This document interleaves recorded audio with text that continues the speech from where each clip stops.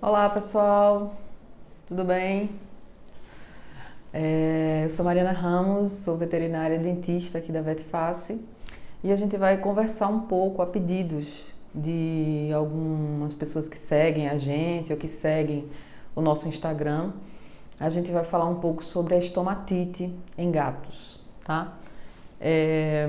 O processo de estomatite, ao contrário do que muitas pessoas imaginam, ela é um processo causado não pelo estômago, não tem nada a ver com o estômago. A estomatite, ela é uma alteração na mucosa oral, né, nos tecidos que envolvem as gengivas, o palato, a faringe, a garganta, as bochechas, a língua. Então, todo esse tecido interno da cavidade oral, ele pode ser afetado por uma doença chamada estomatite. Essa estomatite, ela é bem mais agressiva em gatos, mas ela também pode acontecer em cães, né? E aí ela já vem com um outro nome, e aí a gente vai explicar em um outro momento, né? Que aí a gente vai chamar isso de estomatite ulcerativa crônica, no caso dos cães, ou também com a sigla de CUPS. Mas em gatos a estomatite ela é mais exacerbada, né? E por que os animais eles desenvolvem? Como é que funciona essa estomatite? Então, vocês estão vendo aqui uma imagem de uma boca saudável, de um animal que tem uma gengiva rosa, ou alguns animais podem ter pigmentada também, mas ela é uma gengiva que ela está numa proporção correta, ela não tem aumento, ela não sangra com facilidade. Então, é uma gengiva que a gente pode considerar numa anatomia adequada, né, de um paciente, né? Um pouco acúmulo de cálculo, enfim. Então, esse paciente ele teria uma boca, vamos dizer, saudável.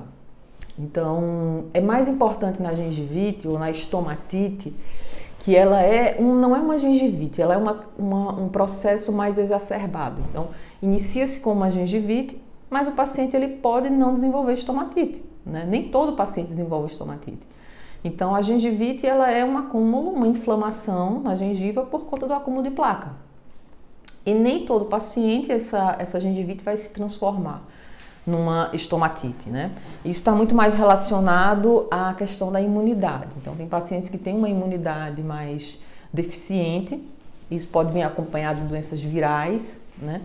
E isso pode diminuir a imunidade desse paciente e algum fator de gatilho ou um estresse pode exacerbar ou iniciar o processo de estomatite. Então, vocês reconhecem uma gengiva normal e é muito importante que na estomatite a gente perceba essa região atrás da garganta. Ou seja, quando o animal abre a boca, a gente vai observar essa região atrás da garganta, que são os arcos glossopalatinos, né? Esses arcos é o que comunica exatamente o final do palato com o início da língua. Então, essas áreas aqui são as áreas onde a gente tem um destaque maior para o processo de estomatite.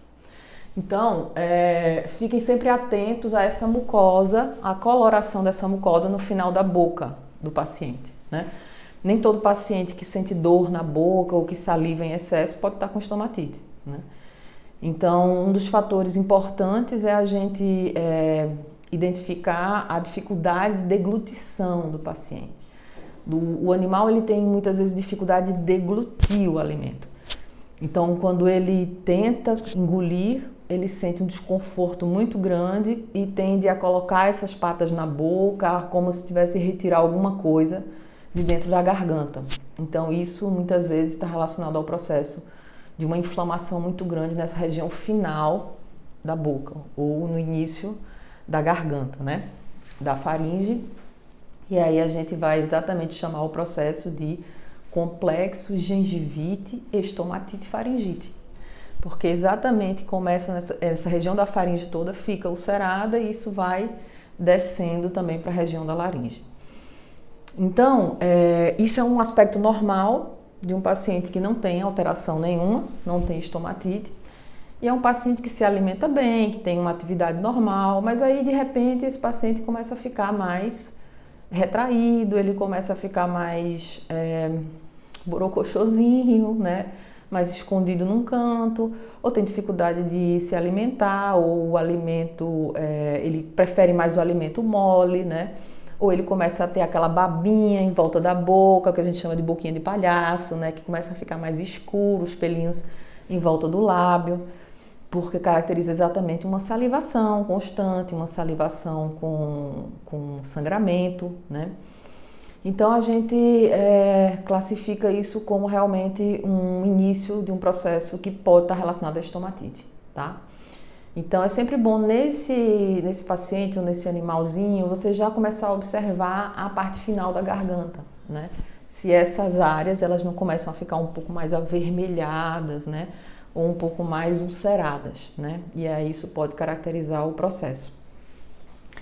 Para a gente diferenciar o que é que seria uma estomatite, vamos para o próximo slide. A gente tem aqui. Então, a gente já passa para um paciente que vocês percebem que ele não tem tanta periodontite, ou seja, cálculo, tártaro, mas ele tem uma gengivite muito grande e ele começa a ter sangramentos, né? A gengiva começa a sangrar com muita facilidade. E isso pode caracterizar esse processo de estomatite. É muito friável a gengiva, ela sangra, ao toque, né? Ela está muito irritada. E o paciente ele começa a ter esses sinais realmente de dificuldade de se alimentar, de emagrecimento, de anorexia, de salivar em excesso, de ter incômodo colocar as patas na boca ou um movimento de língua, como se quisesse tirar alguma coisa de dentro da boca, principalmente quando deglute, né? Que é exatamente a área onde ele está mais inflamado. E aí, o que a gente observa? Esse paciente ele já pode estar num processo de estomatite, né? Que é importante diferenciar isso com uma periodontite, né? Que são problemas completamente diferentes. Então, se o paciente ele tem um acúmulo de cálculo, de tártaro e tem uma inflamação nas gengivas, isso pode levar também a um sangramento, a uma inflamação, mas não necessariamente isso está relacionado à estomatite. E quando é que a gente pode fazer essa diferenciação, tentar olhar para o paciente, ter essa diferenciação mais clara, exatamente olhando para a garganta. Então a gente tenta abrir a boca do animal e olhar como é que está dentro da garganta. E aí a gente vai observar que aquelas áreas que inicialmente estavam bem clarinhas, que estavam com um aspecto mais suave, com uma coloração rosa clara, ela começa a ficar mais irritada, mais vermelha, e ela exatamente fica numa proporção bem similar dos dois lados, né? Então fica bem simétrico, ou seja, você consegue ver dos dois lados, caracteriza um processo de irritação bilateral, né? É bem complementar. Né? E aí você vê que essa irritação, ela também se estende para a região da gengiva. Ela vai indo para a região da gengiva e pode ir até a área rostral, dos caninos, dos incisivos, ou não. Ou ela pode só ficar restrita nessa região de trás. Então, isso é bem característico da estomatite, tá? Então, nesse caso, a gente precisa fazer... Você fala, mas como é que a gente tem o diagnóstico mesmo? Qual é o diagnóstico ouro, né? Como é que a gente realmente classifica a estomatite? É com a biópsia. Então, a gente precisa coletar fragmentos, principalmente dessas regiões dos arcos, né? Coletar fragmentos e encaminhar isso para uma análise histopatológica, para a gente ter certeza que trata-se da estomatite, ou seja, a gente vai ter o infiltrado linfoplasmocitário nesses tecidos. E também, como é chamada, a gengivite, também chamada gengivite linfoplasmocitária, né? Estomatite linfoplasmocitária dos felinos. Então, é por conta característica exatamente dessa infiltração dos linfócitos e plasmócitos nessa região. Então, e agora? Meu paciente, o meu gato, ele possivelmente tem uma estomatite e qual tipo de tratamento, né? Uma coisa que, antes de falar do tratamento, uma coisa que é importante, que as pessoas às vezes me perguntam Mariana, ele tem dificuldade para comer. Então, eu acho que ele pode ter estomatite. A inapetência ou a dificuldade para comer, ou a falta de apetite, ela precisa ser caracterizada, né? Se a gente realmente está falando de um paciente que não consegue se alimentar ou de um paciente que não tem fome. Então, isso deve ser bem esclarecido e bem investigado pelo médico. Muitas vezes o paciente ele não tem fome, não quer dizer que ele tem algum problema na boca, tá? Então, a inapetência, a ausência de apetite, ela pode estar relacionada também a uma questão renal. Os pacientes com nefropatias ou insuficiência renal aguda ou crônica, eles podem desenvolver essa dificuldade ou essa inapetência, essa falta de apetite, assim como problemas hepáticos também, enfim, várias outras questões. Como é que a gente sabe diferenciar isso? Bom, quando o animal tem interesse pela comida ou não tem interesse pela comida. Então, aquele paciente que você bota a comida e ele basicamente nem chega perto, olha e não vai para a comida, ele possivelmente é um paciente que pode não estar só com problema dentário, ele pode estar também com questão sistêmica associada. Agora, aquele paciente que você coloca a comida e ele vai, e é bem característico do gato com estomatite, ele fica olhando a comida e fica pensando, né, se eu tô com fome suficiente para comer ou não. E aí ele vai. Então, quando ele come, é porque ele realmente está com muita fome. Mas ainda assim ele come com dificuldade, a comida cai da boca, ele faz movimentos com a língua, ele tenta colocar as patas na boca, mas ele tenta se alimentar, ele tem interesse na comida, mas ele realmente não consegue. Então, isso é a diferença da falta de apetite para a dificuldade de se alimentar. Então, esse paciente, e a gengivite, a estomatite, ela tem vários tipos, são diferentes, elas não se comportam da mesma forma em todos os pacientes. Então, cada animal ele vai desenvolver de uma maneira diferente essa inflamação. Então, tem pacientes que desenvolvem a inflamação apenas na região da faringe, tem pacientes que desenvolvem isso na região da faringe e também nas gengivas, tem pacientes que desenvolvem isso na região também de palato, ou na região de vestíbulo, ou seja, da bochecha, do lábio, a parte interna da bochecha. E tem pacientes que isso começa a desenvolver também nos lábios, que é uma parte muito grave, né, da estomatite. Aqui, por exemplo, tem um paciente, outro caso, né, bem grave, de um paciente que ele já começa a desenvolver úlceras nos lábios, né, nas comissuras labiais. Então, isso caracteriza o grau de dificuldade ou de dificuldade à resposta ao tratamento, tá? Ok, a gente falou em tratamento, né? Como é que a gente pode tratar esses casos desses pacientes que têm que estão com estomatite, né? Qual o tipo de indicação para esses casos? Bom, a principal delas é a gente evitar o uso contínuo de corticoides num primeiro momento, né? Então, você pode iniciar o uso de anti-inflamatórios quando a gente percebe que é um caso onde a gente está inicial, né? Ou para iniciar um diagnóstico ou para preparar esse paciente para o tratamento correto, né? E qual é o tratamento indicado, o tratamento ouro nesses casos? Realmente é a gente remover locais onde inicia-se esse processo de gatilho da estomatite. E como inicia esse gatilho? Basicamente, bactérias que estão presentes na boca, ou seja, todos nós temos, os animais têm placa bacteriana. É impossível nós retirarmos bactérias da boca, nós sempre vamos ter, os animais também. E por alguma razão esse paciente ele fica com uma hipersensibilidade às suas próprias bactérias. Aquelas bactérias que sempre estiveram ali presentes, por alguma razão elas começam a se tornar um fator, um agente agressivo ou funcionar como um corpo estranho. Então o organismo não reconhece mais aquela situação e reage de uma maneira muito agressiva a essas bactérias que muitas vezes existem de uma maneira comum, de uma flora comum da cavidade oral. E aí o organismo reage de uma maneira super agressiva a essas bactérias e aí causa esse processo de estomatite. Então, como tirar ou como remover parte desse agente causador, desse agente agressor, né, que são as bactérias? Nós sabemos que existem bactérias em toda a boca, não só nos dentes. Existem bactérias na língua, existem bactérias no palato, nas bochechas. Em toda a boca tem bactérias, mas onde é o local onde podemos retirar estruturas onde acumulam mais bactérias? São os dentes. Então, os dentes, eles acumulam uma diversidade maior de bactérias e nelas a placa bacteriana pode se tornar mais agressiva, porque há uma organização dessas bactérias, onde vão liberar toxinas e isso vai estimular ainda mais essa resposta orgânica.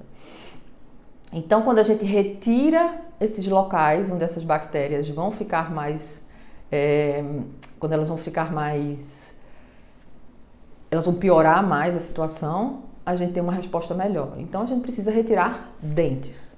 Então, os dentes, aliás, a única coisa que a gente pode retirar da boca onde se acumula bactérias são os dentes. A gente não pode retirar língua, palato, bochechas, são as únicas estruturas, são os dentes. Então, retirando os dentes, a gente tem um controle entre 60% a 80%, segundo estudos, segundo pesquisas, do controle dessa estomatite. Então, a gente tem, de controlar a estomatite com a extração dos dentes, ou a remoção desses dentes. Você fala, poxa, Mariana, mas remover dentes, não teria uma forma da gente fazer isso escovando, né? Vamos escovar os dentes, e isso já ajudaria no processo de controle? Sim, pode ajudar, né? A questão é você ter um hábito de escovação diário, ou mais de uma vez ao dia, nesse paciente que sente dor na boca, é extremamente desconfortável e extremamente difícil. Então, muitas das pessoas não conseguem manter esse hábito de higiene. E ainda assim, a gente não consegue controlar, porque a gente está escovando os dentes de um outro ser. Então, que pode, em algum momento, não conseguir escovar corretamente, ou em algumas áreas a gente não conseguir manter esse controle. Então, a gente vai sempre manter essa persistência dessa inflamação. Então, realmente, a indicação que existe é a extração dos dentes. Extração dos dentes de uma forma total ou extração dos dentes de uma forma parcial. Só um momentinho, gente. Eu vou pegar aqui uma fichinha para mostrar para vocês como funcionam as extrações. Então, a gente tem aqui a boca e nós temos aqui os dentes pré-molares e molares em mandíbula, na parte de baixo, caninos e incisivos na parte superior, também pré-molares e um molarzinho aqui. Então, quando a gente vai fazer as extrações, a gente coloca ou as extrações parciais, que seriam dos caninos para trás, ou as extrações totais, que envolvem também caninos e incisivos. Qual a indicação melhor? Ou qual a melhor... Desculpa, gente, pode ser que tenha algum problema aí de internet, mas vocês podem depois revisar esse vídeo no nosso feed, ok? Então, basicamente a gente vai extrair dentes de acordo com as áreas de ulceração. Então, a gente tem uma chance de melhora ou de cura próxima a 80% quando a gente extrai todos os dentes, né?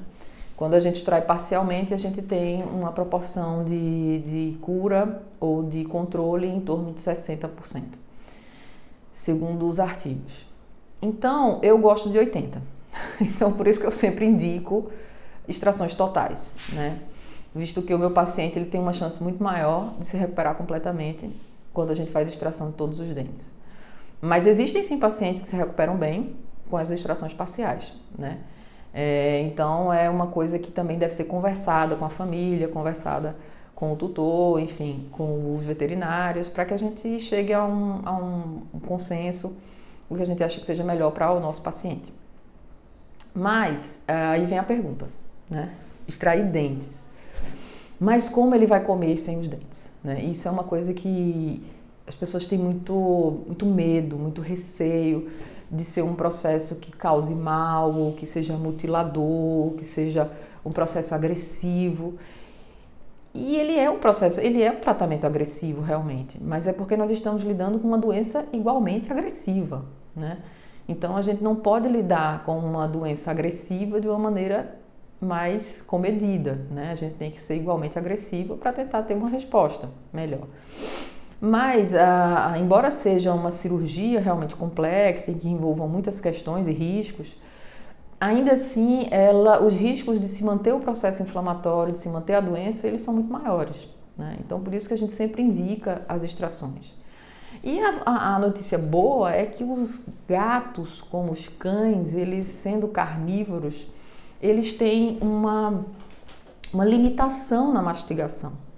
Então, eles não têm um hábito mastigatório como nós temos. Então, isso faz com que ele consiga se alimentar normalmente, né? Ou mais próximo do normal, sem nenhum dente, né? Então, os dentes, na verdade, eles funcionam mais como uma quebra ou para rasgar. Eles não funcionam para mastigação. Eles são estruturas pontiagudas. Então, se eu colocar aqui nessa outra imagem, eu vou mostrar para vocês. Aqui. E aí eu vou mostrar para vocês aqui.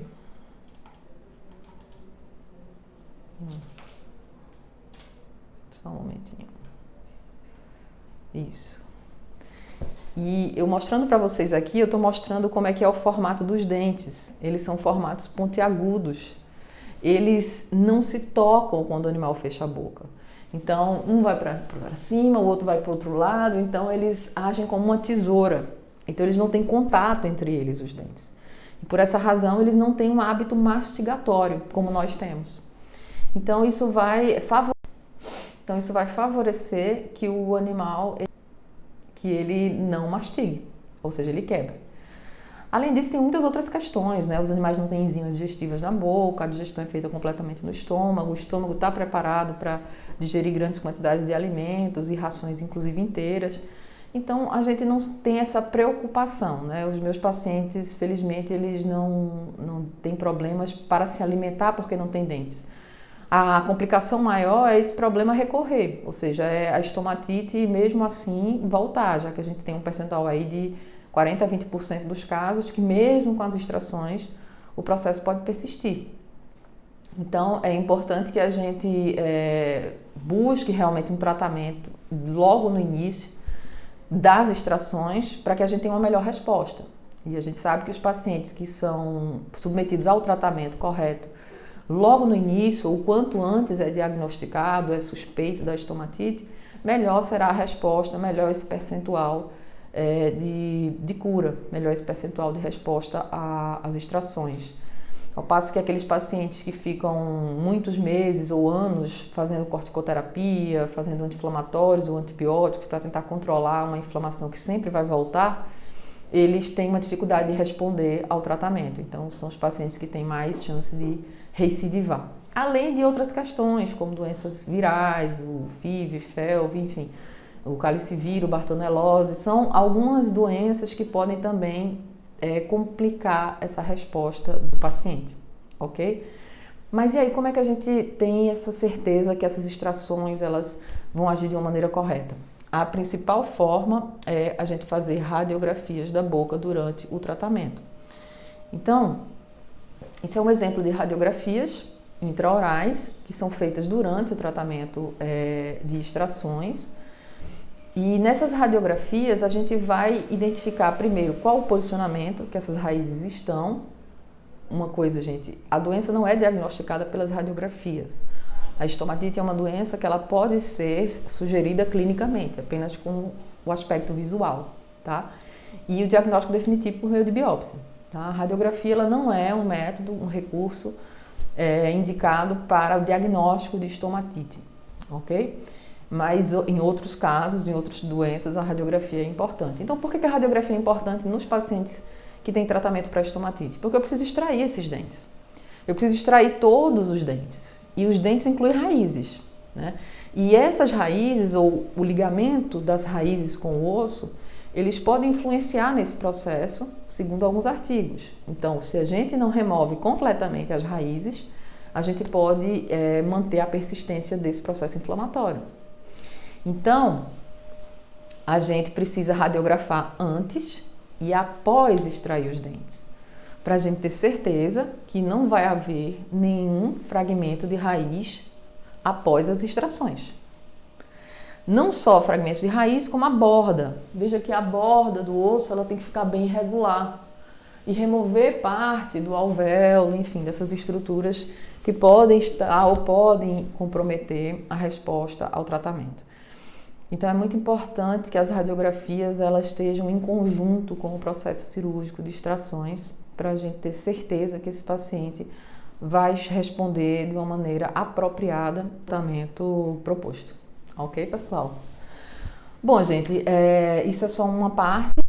Isso é só uma parte da nossa conversa de hoje. A gente vai fazer outras lives falando também de mais assuntos sobre periodontite, sobre lesões reabsortivas e muitas outras doenças relacionadas à odontologia animal, tá bom? Um beijo para vocês. Obrigada por assistir.